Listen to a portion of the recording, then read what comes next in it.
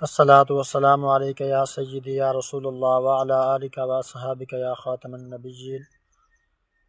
حضرت ابو ہریرہ رضی اللہ تعالی عنہ فرماتے ہیں کہ رسول اکرم نور مجسم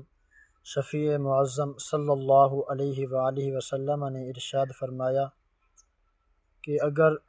کسی شخص نے ایسے علم کو حاصل کیا جس علم کے ذریعے رب تعالیٰ کی معرفت، رب تعالیٰ کی قربت، رب تعالیٰ کی خوشنودی طلب کی جاتی ہے، کسی ایسے شخص نے ایسے علم کو سیکھا اس غرض سے کہ وہ اس علم کو سیکھ کر متاع دنیا اور دنیا کو طلب کرے گا، دنیا کی چاہت اس کے دل میں تھی،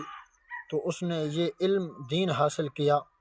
تو فرمایا ایسا شخص جس کے دل میں یہ دنیا اور متاع دنیا کی لالچ تھی،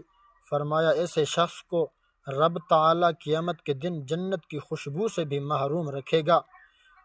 رب تعالیٰ قیامت کے دن اس شخص کو جنت کی خوشبو سے بھی محروم رکھے گا جس شخص نے دنیا کے اندر علم دین سیکھا ہو، مگر اس کی نیت یہ ہو کہ وہ اس دین سے، اس رب تعالیٰ کے اس پیارے دین اسلام کو سیکھ کر وہ دنیا کماتا ہے۔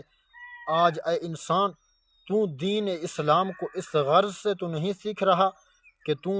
دنیا اور متاع دنیا کو طلب کر۔ یاد رکھ، یہ دنیا اور متاع دنیا کچھ لمحے کے لیے ہے، کچھ وقت کے لیے ہے، پھر یہ دنیا بھی نہ رہے گی، فقط رہ جائے گا تو یہ محمد عربی کا دین رہ جائے گا۔ اگر رہ جائے گی تو یہ تیری خلوص نیت اور تیری یہ نیت کے اندر جو توازن ہے، جو حسن اخلاق تیرا ہے، وہی رہ جائے گا۔ باقی یہ دنیا فانی ہے، یہ دنیا کے اندر کچھ بھی نہیں ہے۔ تو آجا،